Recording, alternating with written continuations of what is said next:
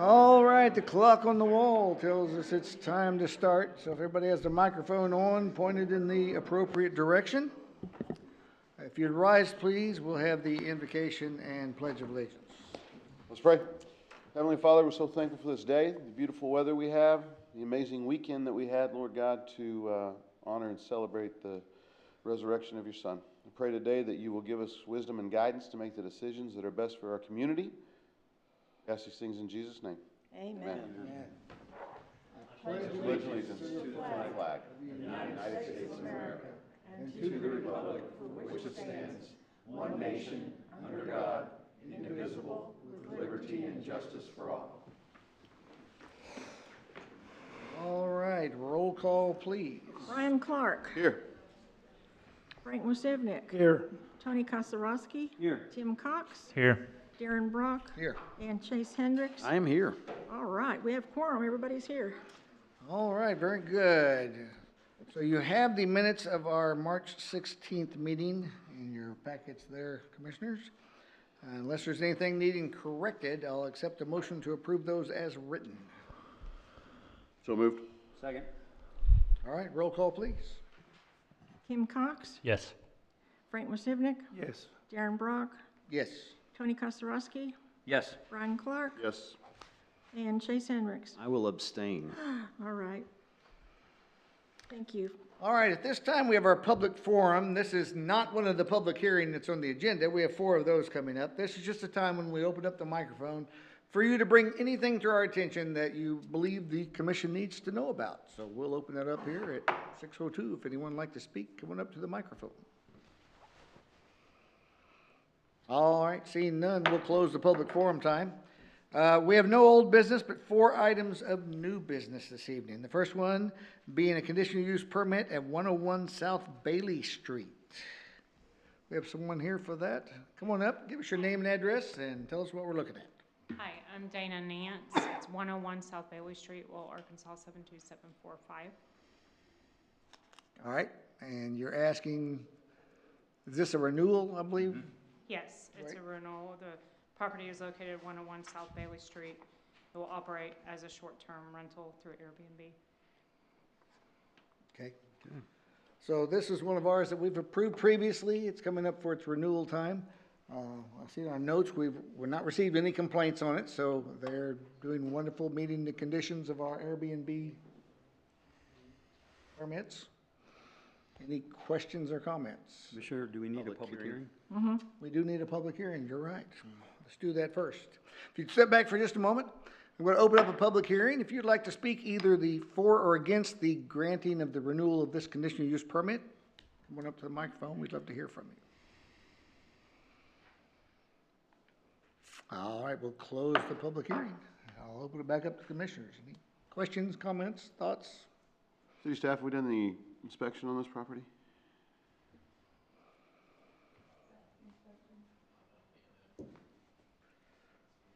We don't know? Yes, sir. Do you know, as the representative, whether you've gotten the life safety inspection this year?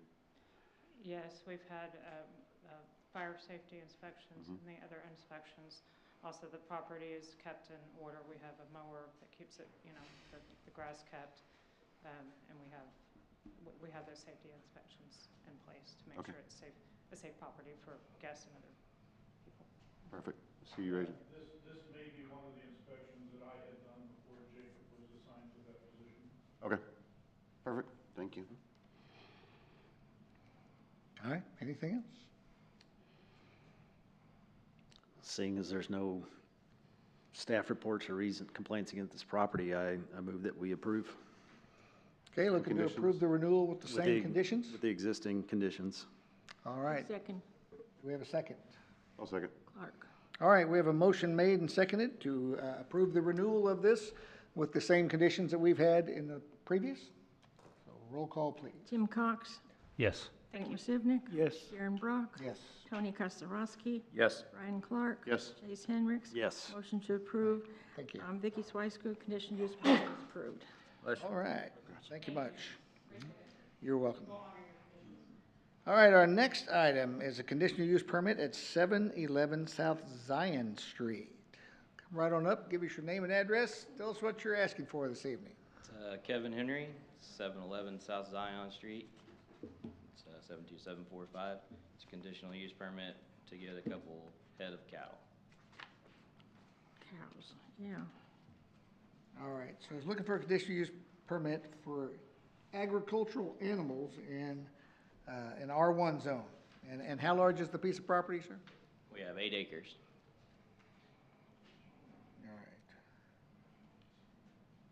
And it says, according to our notes, there are single-family homes north and south, but to the east is a 37 acre. So this is an 8 acre parcel right next to a 37 acre parcel. That does run cattle also, the 37. So, all right, and this is out off South Zion, over in the east part of town. So let me have a public hearing on this real quick, sir, if you'll step back. If you'd like to speak for or against the granting of this conditional use permit to allow a couple of head of cattle on this land, we'll open it up at 8:06. Come on up to the microphone and speak, and we'd love to hear your comments before we proceed. All right, seeing none, I'll close the public hearing. I'll open it up for the commissioners. Come right back up, please. Questions? You have Could no, go ahead. Explain to us on the photograph there where the borders of your land are. So the tree line that you see to the north, that's running along my fence line. Then the Zion Road it will be the most westward border. Then you see the 2 driveways. The most north driveway is my driveway, and the one to the south there is my neighbor's, and there's a fence in between there. But we would be adding an additional fence on the north side of our driveway to contain the cows there. And then the tree line on the far east side is also my property. It does not follow the curve of the trees. The trees in the southeast corner are on my property. So it's squared off there, basically. It's kind of a boot shape. I actually have a little bit wider north to south on the far east side of the Okay. lot. All right. Approximately how many cattle do you anticipate if this were granted? We plan on 2. 2.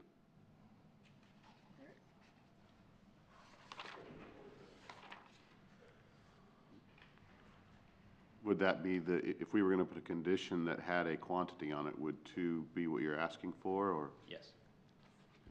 And if we plan to, have any calves or anything, then obviously we would apply for that as well. So that's not in the plans.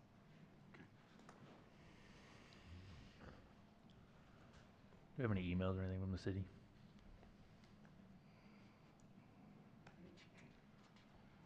I think the positioning of the property helps lend to the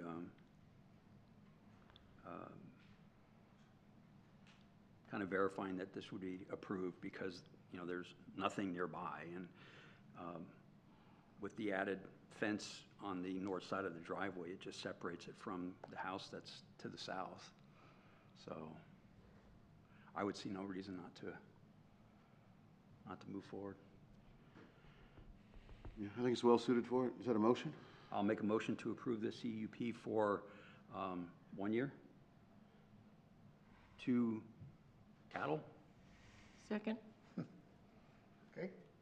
And then can renew in 1 year, we'll Yeah. reevaluate and see how things are going? Mhm. Do we have a second? Or if there's any more than 2. We can reevaluate They before need then, to- if they yeah. want to add more, certainly. All right, do we have a second? I'll second.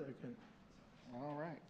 And Pick where you want, they're on both I sides. do have one question. Yes, sir. Once this, sets in place for however long, is there ever an extension to where it's not a yearly renewal?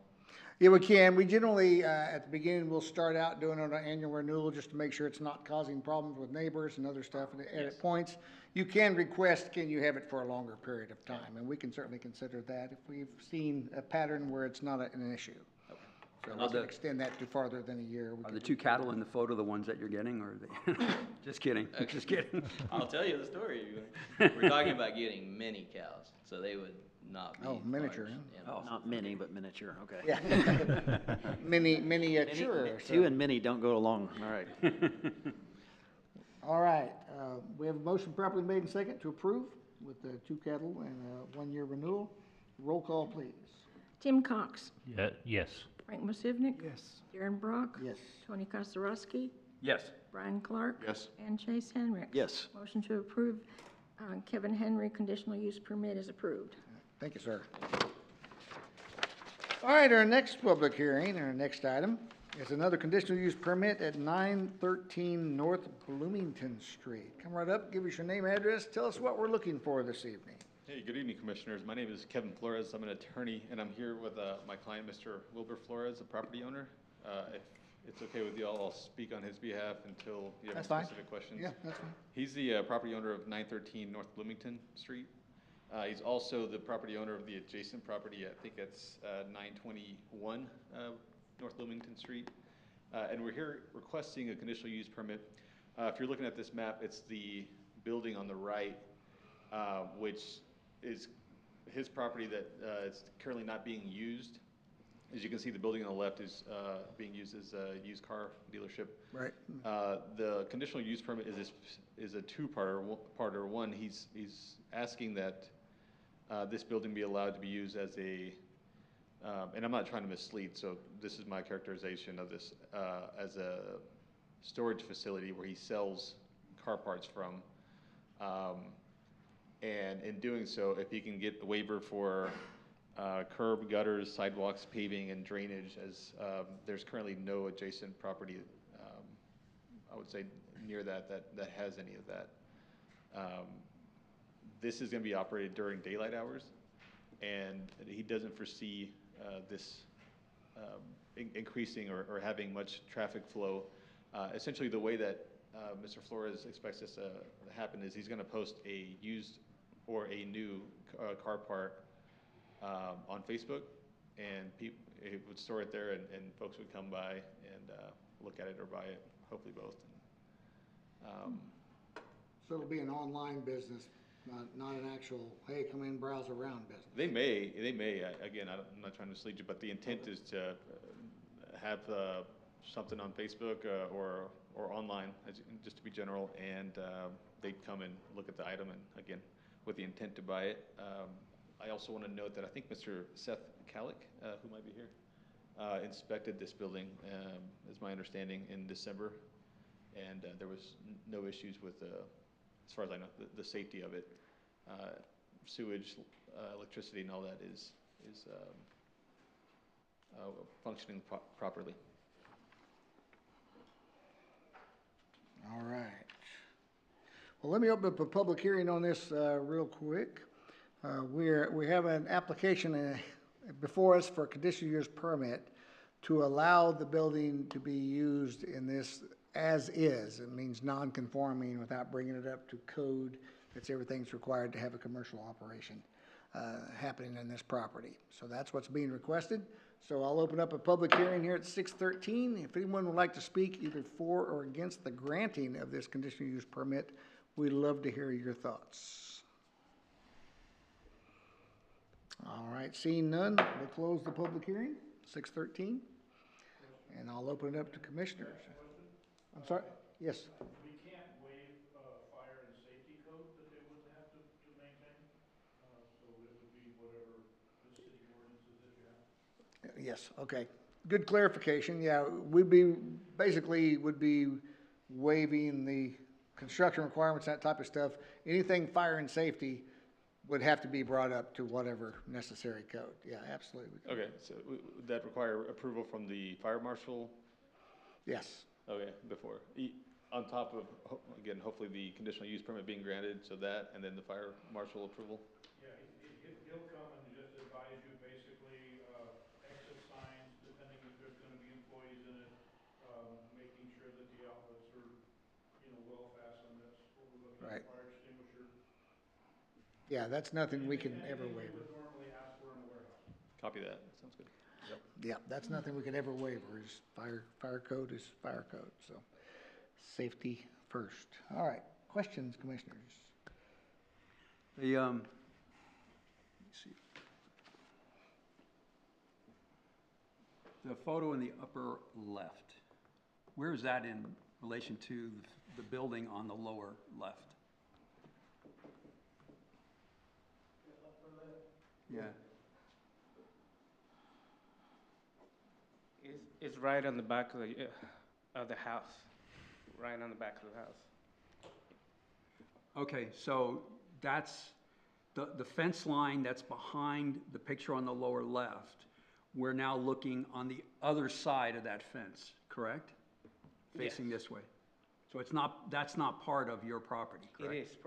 It is part of the property. Oh, it is? Yeah. It's directly behind the structure there, so. Oh, I see, I So see. it's, on the bottom left, that fence, if you were looking at the left side of that fence, which is blocked by the building, is what you're looking at on the top left right now. Gotcha.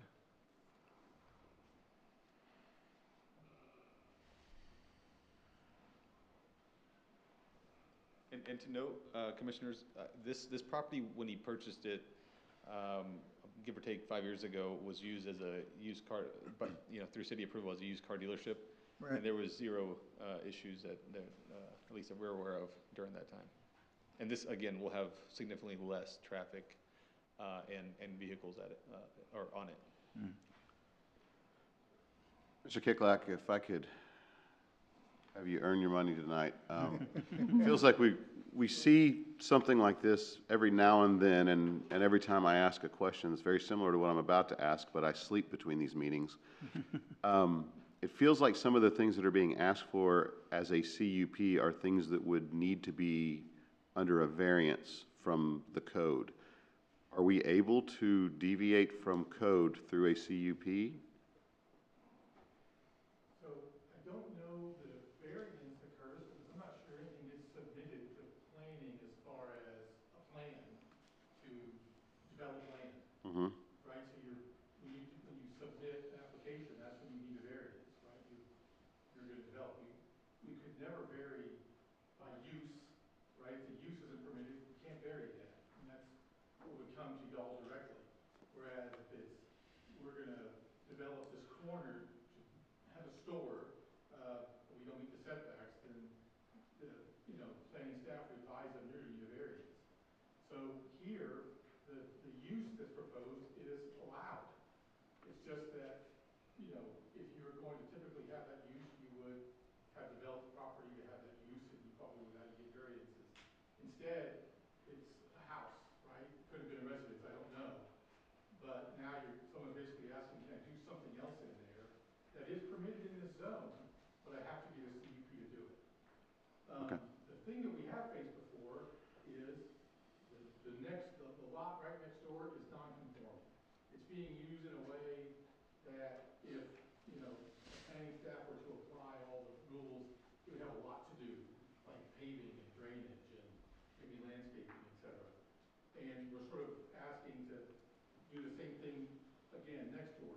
We did that, remember on the corner with popcorn and coffee and alien landing zone and whatever it is. That you sort of said, okay, you've got a use going on in there that you shouldn't, we're going to add that other use, right? And then we did it with the parking lot behind that building, I think, maybe overflow lot. Mhm. And so that's kind of what's again in front of you is, you're not really creating more, you're not asking someone to conform less, but you are saying that sort of non-conforming situation, we're going to kind of move over, one lot over to allow this business, which sounds like a low impact type business, to go on. Okay, thank you. Mr. Clark, if I may add, I don't know if this is necessary, and I'm truly not trying to insult y'all's expertise, but the reason it's non-conforming is because this was already in use in this way, at least the lot we're talking about on the left. Right. Prior to the code being adopted, I think, 2022 or so? So again, not trying to tell y'all what you already know, but just wanted that on the record. Seth, what triggered an inspection here? They said that we did an inspection in December here? Yeah, I was asked to go in the building to see if the building was, by the owner, to see if the building was structurally sound enough in order to occupy it. It had just been re-roofed. The block is structurally sound, the windows are structurally sound. If he was asking to open a restaurant there, I may have looked at it a little differently, but as far as a place to store parts and sell them on the internet, the building is not a health hazard to the occupants. Okay, thank you. I'll add to that as well. We had reached out to the city in November, December to see about the possibility in the process to do this. And in that process, Mr. Flores, again, gave authority for the inspector to come in. All right, well, I appreciate that, being a little preemptive to make sure there's not things that were gonna come up later. So is the car lot, is that gravel or is that paved currently? It's paved. It looks paved. And it looks like the house you're asking for, part of that used to be paved, it's just getting really old, it looks like. It's just cracking, but it is a paved driveway. Okay. All right, other questions? What would be the primary entrance for customers visiting the facility? Would it be the front door there shown in that image? Yes. Okay. And so all of the car parts that you're going to be offering for sale would be stored inside the building? Yes. Okay. Part of this that gives me pause is inviting people to come to a public space that's not ADA compliant. I know that we required for the kettle corn shop that they at least attempt to create an ADA compliant situation. Personally, I wouldn't be against an online sales site where they store parts and ship them from there, but I don't know about opening it to the public. Personal opinion. Part of the reason I asked about the entry is it looks like it has a step, but it could be brought into compliance with a sidewalk and a parking space. So is the ADA part of like the fire and safety, is that part of the requirements of that? And at the time that I gave a positive input on that building, I was told that it was going to be a place where parts would be brought in and sold online and shipped from there. Right, so it wouldn't necessarily need, That building to comply with it being an open retail right, source, and because they're associated with each other, they already had bathrooms as far as the one or two Sure. employees may be involved, so they had that requirement, right. but it was not addressed as far as being compliant as a retail center for customers to enter. Yeah, yeah, that's the only, the biggest thing I see as far as if you're having customers coming there is the building would need to be ADA compliant, to where if someone's in a wheelchair, they'd have access to it or something, if it is intended for customer pickup there. Yeah, and so, Commissioner Brock, with that noted, would the request then be for the ADA compliance to, and I'm simplifying this, but a ramp style from the driveway to the step? It'd be an ADA entry to the building, be that either the front door or if there's another Yeah. better location, Yeah, if there's an alternate Okay. entrance. Well, And parking, right? and a parking stall associated, yeah. so a parking spot and then a ADA acceptable entrance to either there's a second door, I don't think. Right, and it may have another entrance Yeah. that Yeah. would not require a Could be. ramp or something, and, you know, that would be fine as well, as long as there's accessibility. Yeah, Mr. Flores just said that he has no issue bringing up to ADA compliance for that. Yeah. So I guess, just to note, the conditional use permit with the ADA requirement, and the waivers that we've discussed. Just be aware that that might require that door to be widened, whichever door you're looking at, Possibly. to meet 88, maybe. And you're not gonna be taking parts off there, working on the cars, taking parts off. No. You are? No, I think, hang on, let me clarify this, Yeah. to him. Your question, sir, again? Taking a car in, taking parts off it there, and then selling it. Oh, Oh, the Where car's are gonna you, be where are you dismantled. getting your parts? There, You're gonna dismantle the cars somewhere else? No, I have the supplies over there, different states, and I'm just gonna buy the parts. Oh, new gotcha. and used, and Okay, just gonna be that's what- storage right there. Okay. Yeah. Okay, yeah. Makes sense. I knew there was a disconnect, so sorry. Thanks for that. Yeah, that's gonna change the situation if you're mechanicing Yeah. all the cars right there and disassembling, but that's not the case. Yeah, I thought the same thing. That's why I was kind of asking about the tires to the right of that Yeah. fence. Thinking that the cars were gonna be dismantled there and, but no, if you're gonna bring the parts in individually, store them. Strictly parts. Yeah, thanks for clarifying that. Okay? So I think that what aids in approving this is the fact that we have a commercial business just next to this that is not conforming. You know, we are obviously trying to, whenever possible, to require businesses to conform, but we're also trying to be supportive of small businesses trying to work in the community. And obviously the hardship of trying to bring this unit up to compliance is far greater than the hardship of the other unit, the other building. So I would be looking to approve the CUP if no one has an objection to it. Any other thoughts, questions? I think similar to what we discussed, if there's an ADA accessible route for somebody to use, I feel comfortable with this one as well. All right, if you'd like to make a motion?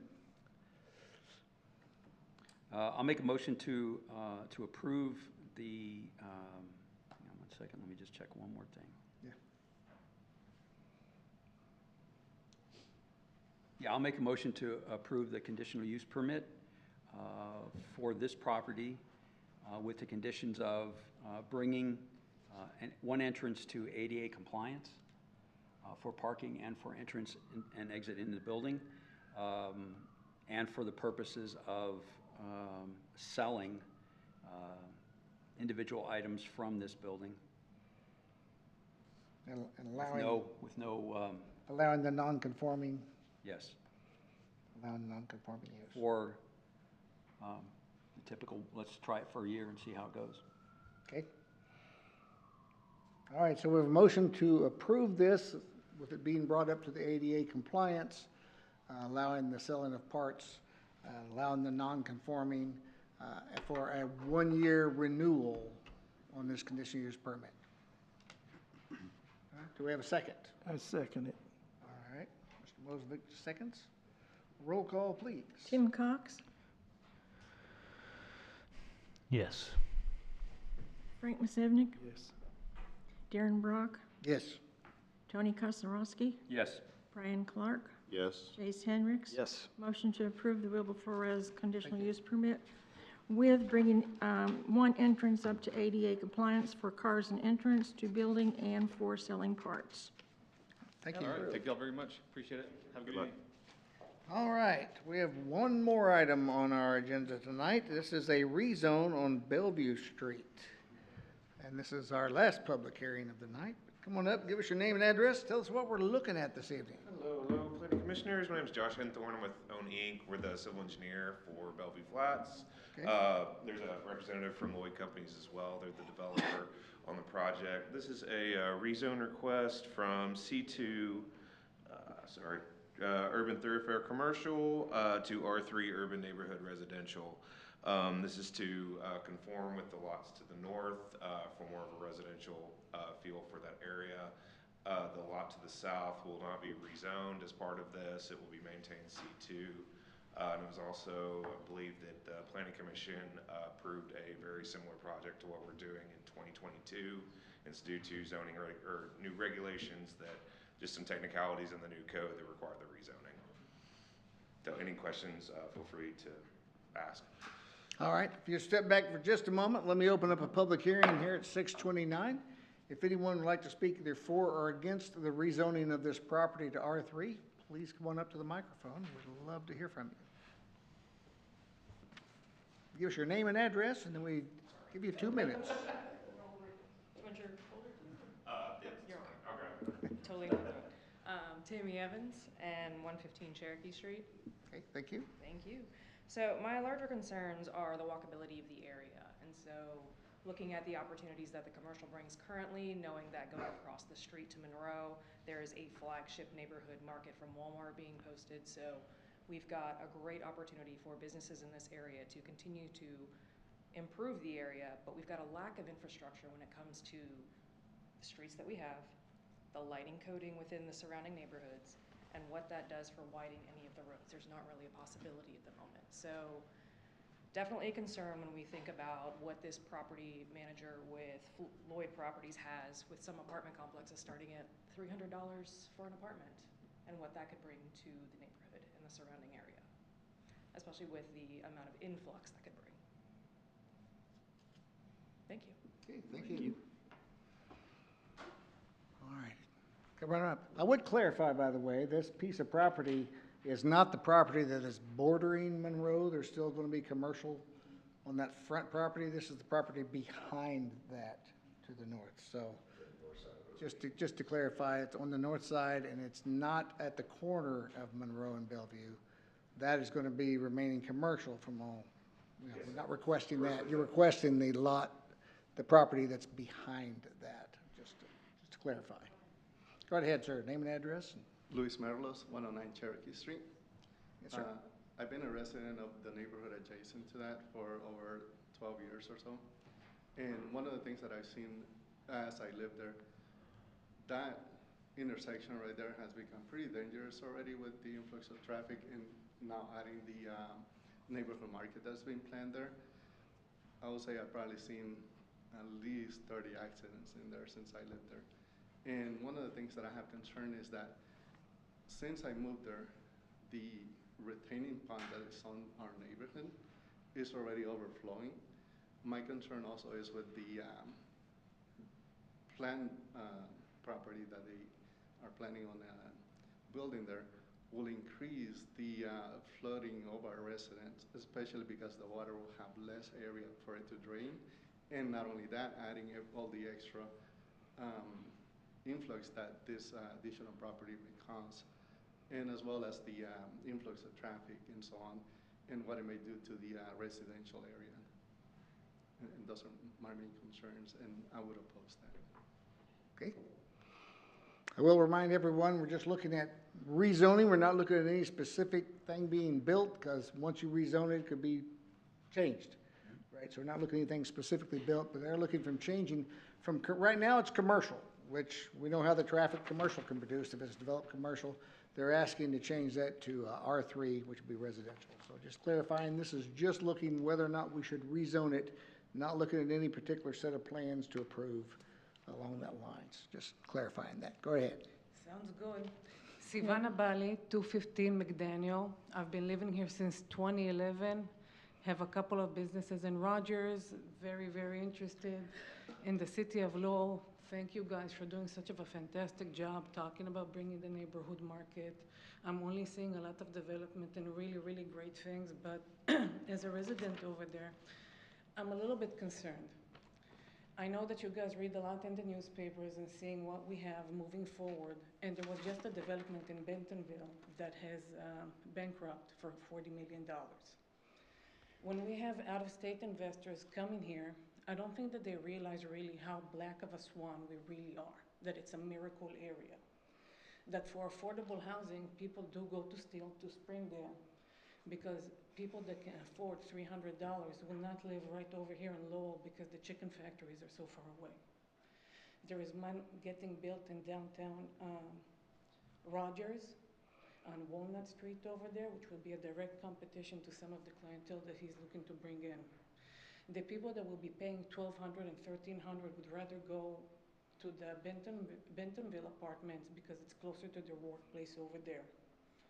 Bringing commercial business to us would actually allow the residents to walk over there like we do have a Walmart. It's walkable. We're gonna bring businesses that for the long term will bring us a lot of tax money coming in. Well, he cannot guarantee, as he does not know our population is good. Can we have affordable housing? Absolutely not as much in this area for $300, and that's the number that's running of the market. It's between $300 and $1,200 as I did the research on the developer coming in. And I might be actually helping. We would love to see some more food places in the area that we can come and see. And we're talking to you as from people that are a part of the population. I don't plan on leaving Lowell. I love Lowell. If anything, I would like to continue buying more houses here.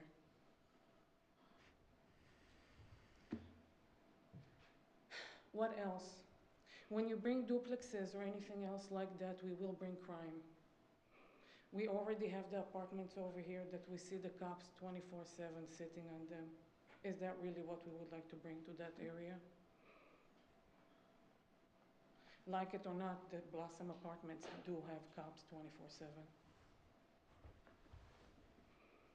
Why won't we bring businesses over here?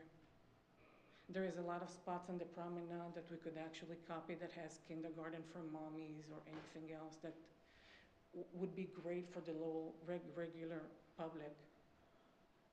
We would love to have a place to have a kindergarten, drop the kid, and then go have dinner. We would love for another Italian restaurant, a hamburger place, fried chicken. That Domino's down the street is making bang money. Bring us something that we could actually do, continue developing us. Housing will come, yeah. I understand that he will pay the tax money way quicker, but are we looking at a 15-year plan? Because if we are, we bring businesses in town. Nobody is promising me that when he brings that different type of apartments in, that he's going to rent them all. I'm talking to you as a realtor in the area and a landlord. If he's not gonna be capable of filling them up really quickly, he will bankrupt too. I understand that he ran the media numbers of how much people make in this area, but not all of us make it. And the ones that do make some really, really smart decisions of working next to their workplace. I have no doubt that downtown Rogers Walnut Apartments will do great. And I think that that's the same developer too. But right over here, we're gonna have the greenway running. We already have that nice place over there, Harps, which is owned by Arkansas people. Why not continue developing small businesses? Why not a small laundromat or dry cleaning place with a local mommy? Thank you for your time. All right, thank you. Anyone else? I'm right on up. Yeah, I think.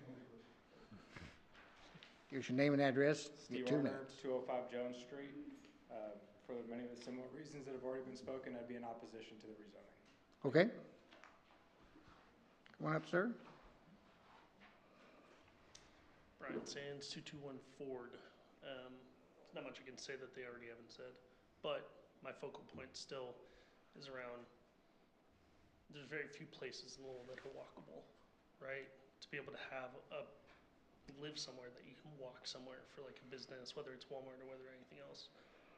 Switching this back to residential is gonna make that even more impossible on that side of town, right? Like we're giving options of thinking long-term for the cash registers that we need to bring profitability to just the city alone, right? To be able to pay for all the things in the future, which is great. There's so many beautiful, wonderful things that we're already doing, right? We gotta pay for it. So not only do we need that piece of it, but we also need like walkability, the revenue, all those things. So again, I can't say much more than they've already said, but I think we've already gone through this process of switching this from residential to this mixed use and then back to residential. I think that keeping this is continuing the step in the right direction. Switching this back is a step in the wrong direction. It's setting us back even further, right? So we're trying to do all these things to continually move us forward. And I think that keeping this as is the step in the right way. That's it. Okay, thank you. Anyone else? We'll remind you, Commissioners, you do have one that was printed out and put at your station that someone was not able to attend and sent an email in. All right, I'm gonna close the public hearing here at 6:39. And if you step back up here, I'll open it up to the commissioners for questions. Oh, let me remind everyone that we simply vote to give a recommendation to the city council. We do not do any rezoning ourselves as a board. We give a recommendation to the city council. So when we're making a motion tonight, remember that we're recommending to approve or recommending they should not approve, but the city council has the final word on any rezones. We hold the public hearing and we give our recommendation. So just a reminder. All right, go ahead, commissioners. Any questions, comments, thoughts? Sorry, remind me, in relation to that map, where's the new Walmart location? Directly south of it, the farthest Point south. The farthest point south, that lot down on that side of Monroe will be the Walmart. There'll be a large property in between the Walmart and this property that will remain commercial.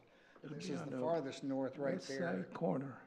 And so this is not at an intersection, it's just right along the middle of Bellevue Road. There's no intersections where this property is, it just has that Bellevue access. And then currently on the west, there's that neighborhood that has a street that connects to it. And in your beginning part, if I remember correctly, you mentioned something about because of I read it somewhere, because of the terrain, presents a difficulty in developing the property? There was a previous lot split on, I believe it was in 2020, let me see my notes, 2023, I believe. But basically the city platted off that ponding area and put a giant dam up on the west side of that. So that is a regional pond lot that captures the flooding area that comes from across the street, everything from the north and south that flows into it. So basically, we're looking at that kind of, not a straight line, but it makes kind of a funny shaped oval. Kind of jagged oblong thing, yes, sir. And that's is it like a ravine? I don't know how far down that goes, but. It's pretty deep. It's just naturally wooded. I know, yeah, you can see there how the road slopes down right there. I know that's a pretty deep, kind of ravine off to the side there that cuts through this property and the property to the south of that. So that kind of makes that part of that undevelopable. It would kind of remain a dividing feature, yes, sir. Yeah, so you can't really develop that area without millions of tons of dirt brought in and create lots of problems.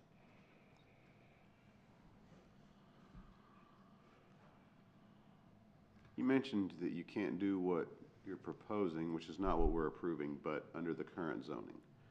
What, under the current zoning, keeps you from building apartments there? I would have to look at the specific code language, but due to the language that was amended in, I believe, 2022, it would require rezoning from C2 to R3, even though it's a very similar development to what was, I guess, contingently approved in 2022 before all that happened. Brian, currently, the code reads that there's 200 to 25% of the property along the right of way, which would be along Bellevue on this piece. So that's what, they would currently be able to put apartments under a C2 zone, leaving that commercial frontage on Bellevue, and it would be permitted by right as is. They are not requesting to build that commercial frontage on Bellevue, but to leave that south property as commercial and build the north property up as a mixed development of apartments and townhomes. Yes, ma'am. Thank you, Karen. Okay, thank you, Karen.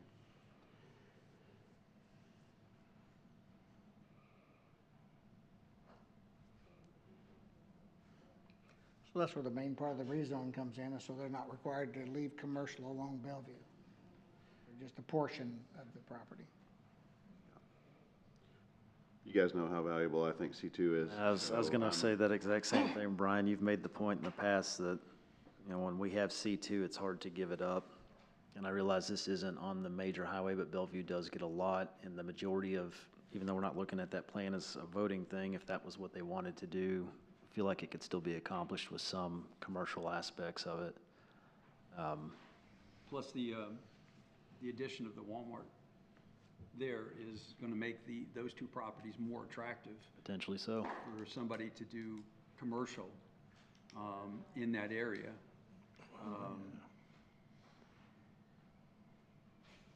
you know, it's my opinion that if apartments are what they want to do in the long term, that they could still do it with the C2 zoning, I agree.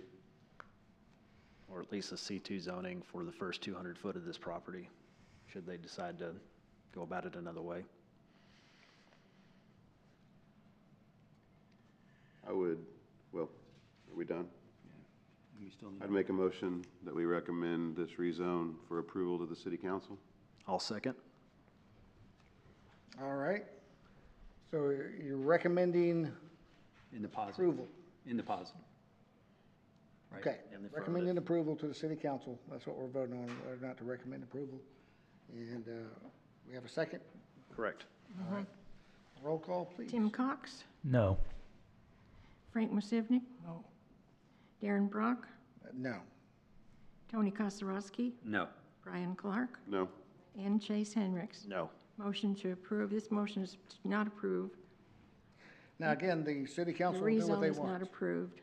So, we recommend, they will do what they want, so that, but we have the public hearing. But thank you, sir. Thank you for your time. All right. Yeah, I think that the feeling was you can still build most of that to C2 and still allow the Bellevue, but again, city council will handle it as they see fit.